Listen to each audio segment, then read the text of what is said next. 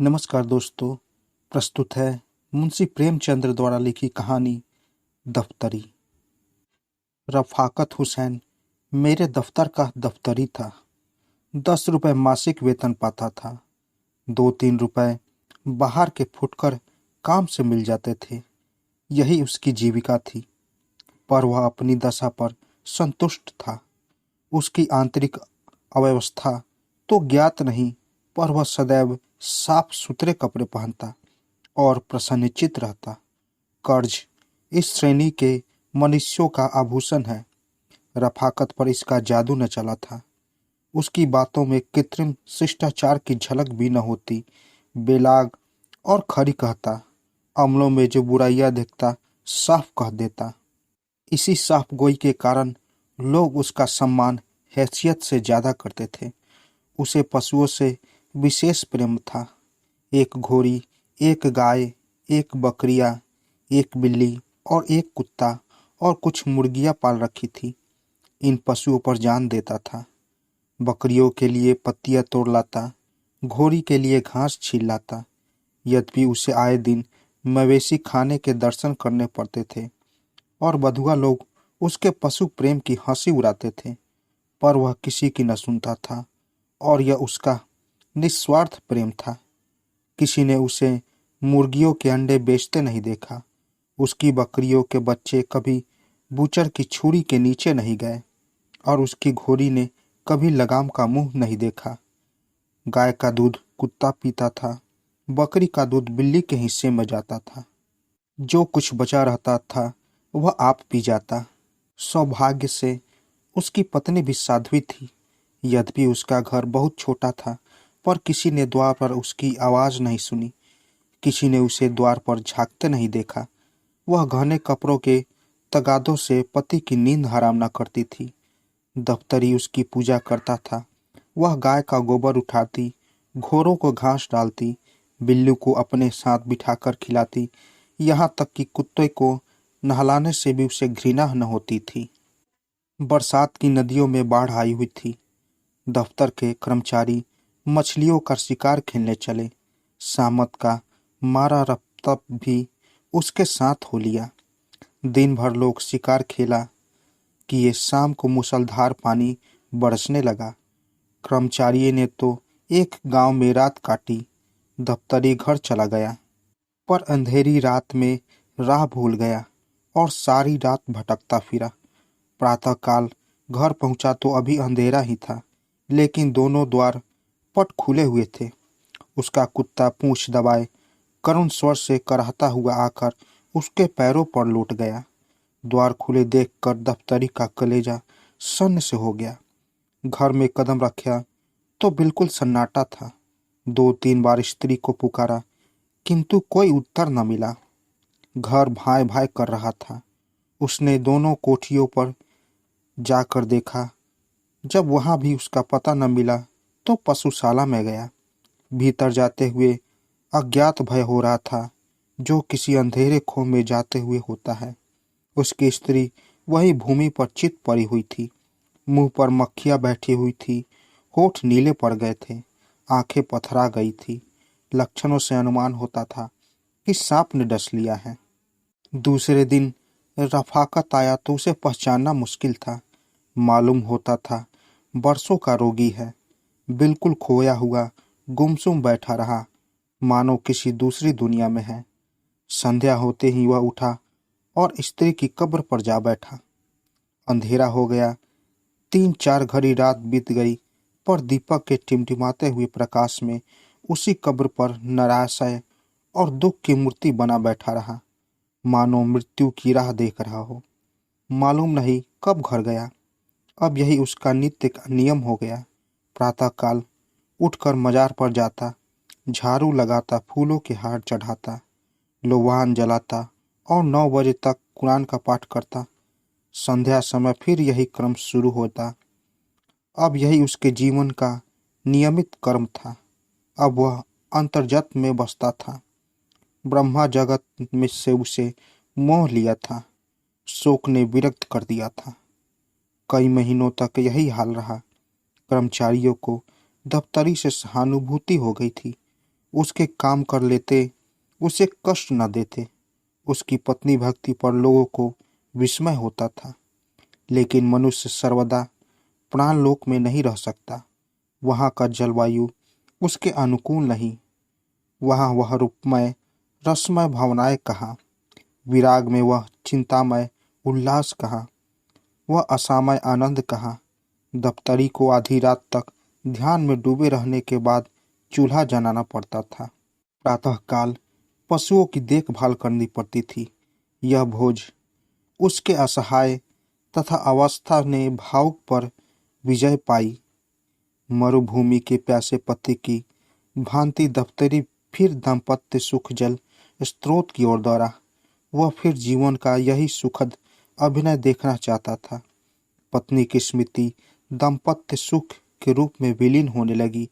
यहाँ तक कि 6 महीने में उस स्थिति का चिन्ह भी शेष न रहा। इस मोहल्ले के दूसरे सिरे पर बड़े साहब का एक अर्दली रहता था। उसके यहाँ से विवाह की बातचीत होने लगी। मियाँ रफाकत फूले न समाये। अर्दली साहब का सम्मान मोहल्ले में किसी वकील से कम न था।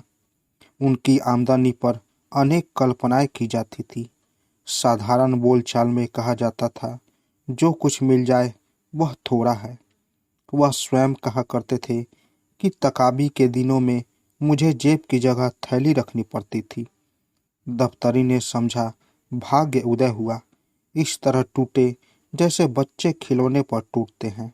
एक ही सप्ताह में सारा विधान पूरा हो गया और नववधु घर में आ गई। जो मनुष्य कभी एक सप्ताह पहले संसार से विरक्त जीवन से निराश बैठा हो, उसके मुंह पर सेहरा डाले घोड़े पर सवार नव कुसुम की भांति विकसित देखना मानव प्रकृति की एक विलक्षण विवेचना थी। किंतु एक ही 18वें में नववधु के जौहर खुलने लगे। विधाता ने उसे रूपेंद्रित से वंचित कर रखा था, पर उसकी कसर पूरी करने के लिए अति तीक्ष्ण वाक्येंद्र प्रदान की थी। उसका सबूत उसकी वाक्पटुता थी, जो अब बधुआ पड़ोसियों को विनोदित और दफ्तरी को अपमानित किया करती थी। उसने 8 दिन तक दफ्तरी के चरित्र का तात्विक दृष्टि से अध्ययन किया और तब एक दिन उससे बोली, तुम विचित्र जीव हो। आदमी पशु पालता है अपने आराम के लिए, न कि जंजाल के लिए। यह क्या कि गाय का दूध कुत्ते पिए, बकरियों का दूध बिल्ली चट कर जाए। आज से सब दूध घर में लाया करो। दफ्तरी निरुत्तर हो गया। दूसरे दिन घोड़ी का राबित बंद हो गया। वह चने में अब भार में भुनने और नमक मिर्च से खाए जाने लगे। प्रातःकाल ताजे दूध का नाश्ता होता। आए दिन तस्मई बनती। बड़े घर की बेटी पान बिना क्यों कर रहती। घी मसाले का भी खर्च बढ़ा। पहले ही महीने में दफ्तरी को विदित हो गया कि मेरी आमदनी गुजर के लिए काफ़ी नहीं है। उसकी दशा उस मनुष्य की सी थी जो शक्कर के धोखे में कुनैन फाँक गया हो। दफ्तरी बड़ा धर्मपरायण मनुष्य था।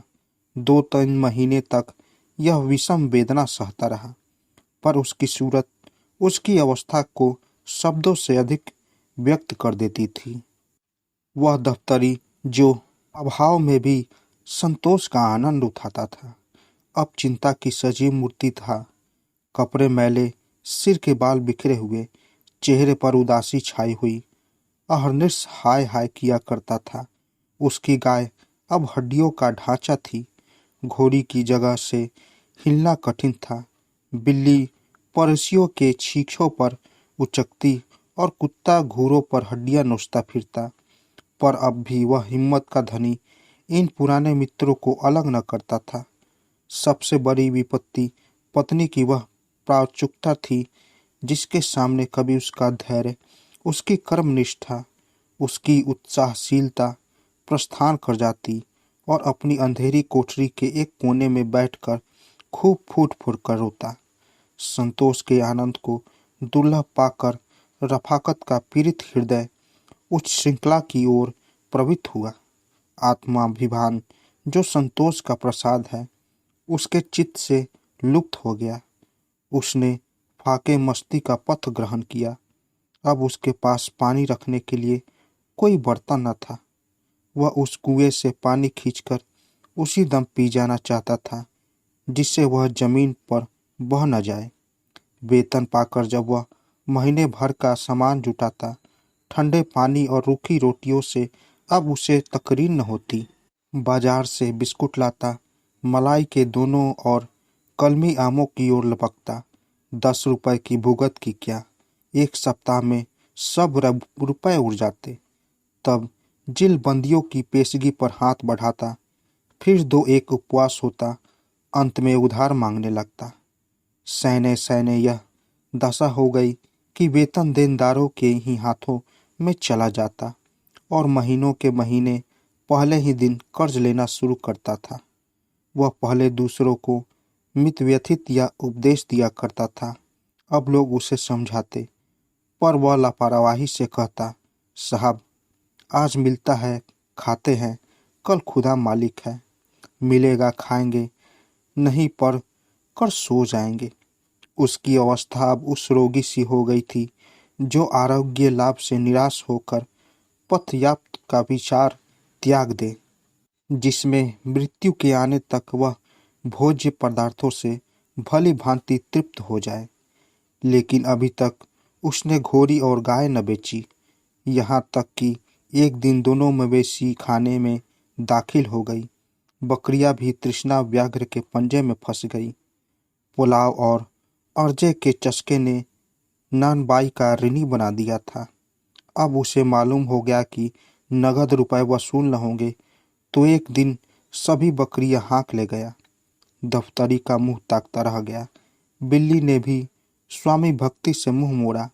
गाय और बकरियों के जाने के बाद अब उसे दूध के बर्तनों को चाटने की भी आशा न रही, जो उसे उसके स्नेह बंधन का अंतिम सूत्र था। हाँ, कुत्ता पुराने सद्व्यवहारों की याद करके अभी तक आत्मीयता का पालन करता था, किंतु उसकी सजीवता विदा हो गई थी। यह वह कुत्ता न था जिसके सामने द्वार पर किसी अपरिचित मनुष्य या कुत्ते का निकल जाना असंभव था। वह अब भी भुगता था, लेकिन लेटे लेटे और प्रायः छाती में सिर छिपाए हुए, मानो अपनी वर्तमान स्थिति पर रो रहा हो। या तो उसमें अब उठने की शक्ति ही न थी, या वह चिरकालीन कृपाओं के लिए इतना कीर्तिगान पर्याप्त समझता था। संध्या का समय था। मैं द्वार पर बैठा हुआ पत्र पढ़ रहा था कि अकस्मात दफ्तरी को आते देखा। कदाचित कोई किसान सम्मान पाने वाले चपरासी से भी इतना भयभीत न होता, बालवृंद टीका लगाने वाले से भी इतना न डरते होंगे। मैं व्यवस्थित होकर उठा और चाहा कि अंदर जाकर द्वार बंद कर लूं कि इतने में दफ्तरी लपक कर सामने आ पहुंचा। अब कैसे भागता। कुर्सी पर बैठ गया, पर नाक भौं चढ़ाए हुए। दफ्तरी किस लिए आ रहा था, उसमें मुझे लेश मात्र भी शंका न थी।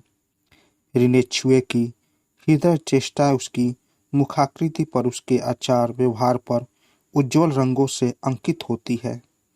वह एक विशेष नम्रता, संकोचमय परसावत होती, जिसे एक बार देखकर फिर नहीं भुलाया जा सकता।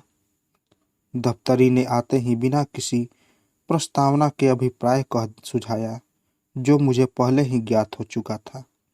मैंने रुखाई से उत्तर दिया, मेरे पास रुपए नहीं है। दफ्तरी ने सलाम किया और उल्टे पैर लौटा। उसके चेहरे पर ऐसी दीनता और बेबसी छाई थी कि मुझे उस पर दया आ गई। उसका इस भांति बिना कुछ कहे सुने लौटना कितना सारपूर्ण था। उसमें लज्जा थी, संतोष था, पछतावा था। उसके मुंह से एक शब्द भी न निकला, लेकिन उसका चेहरा कह रहा था। मुझे विश्वास था कि आप यही उत्तर देंगे। इससे मुझे जरा भी संदेह न था, लेकिन यह जानते हुए भी मैं यहाँ तक आया। मालूम नहीं क्यों, मेरी समझ में स्वयं नहीं आता। कदाचित आपकी दयाशीलता, आपकी वत्सलता मुझे यहाँ तक लाई। अब जाता हूँ, वह मुंह ही नहीं रहा कि अपनी कथा कह सुनाऊं। मैंने दफ्तरी को आवाज दी, जरा सुनो तो। क्या काम है? दफ्तरी को कुछ उम्मीद हुई। बोला, आपसे क्या अर्ज करूं? 2 दिन से उपवास हो रहा है।